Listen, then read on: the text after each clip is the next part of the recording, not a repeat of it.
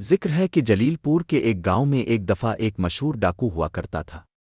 وہ اپنی کہانی سناتا ہے، ایک دفعہ میں اپنے ساتھیوں کے ساتھ ڈاکہ ڈالنے جا رہا تھا۔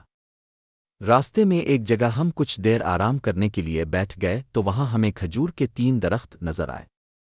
ان میں سے 2 پھل لے رہے تھے جبکہ تیسرا بالکل خشک تھا۔ ایک پرندہ بار بار آتا ہے اور اپنی چونچ میں پھلدار درختوں سے تازہ کھجوریں لے کر سوکھے درخت کے پاس جاتا ہے۔ یہ دیکھ کر ہم بہت حیران ہوئے۔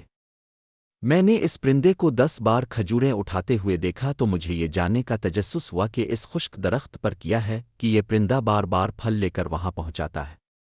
یہ سوچ کر میں نے فیصلہ کیا کہ کیوں نہ اس درخت پر چڑھ کر دیکھوں کہ وہاں کیا ہے۔ اسی ارادے سے میں درخت پر چڑھا تو میں نے دیکھا کہ وہاں ایک اندھا سانپ منہ کھولے پڑا ہے اور یہ پرندہ وہ تازہ کھجور اپنے منہ میں ڈال رہا ہے۔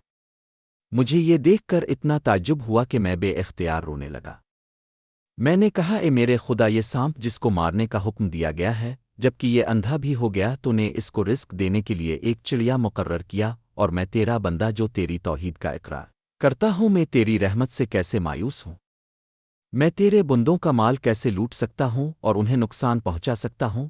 یہ سوچ کر میں نے فوراً اپنی تلوار توڑ دی جو لوگوں کو لوٹنے کے لیے استعمال ہوتی تھی۔ جب میں اپنے ساتھیوں کے پاس پہنچا تو میرے ہاتھ میں ٹوٹی ہوئی تلوار اور آنکھوں میں آنسو دیکھ کر کہنے لگے کہ تمہیں کیا ہو گیا ہے؟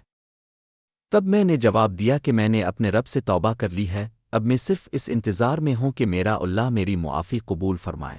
یہ کہہ کر میں نے سارا واقعہ اپنے ساتھیوں کو سنایا، جس کا میرے ساتھیوں کے دلوں پر بھی بڑا اثر ہوا۔ اللہ سے معافی مانگتے ہوئے سب نے اپنی تلواریں توڑ دیں اور لوٹ مار وہیں چھوڑ کر اپنے اپنے گھروں کو چلے گئے۔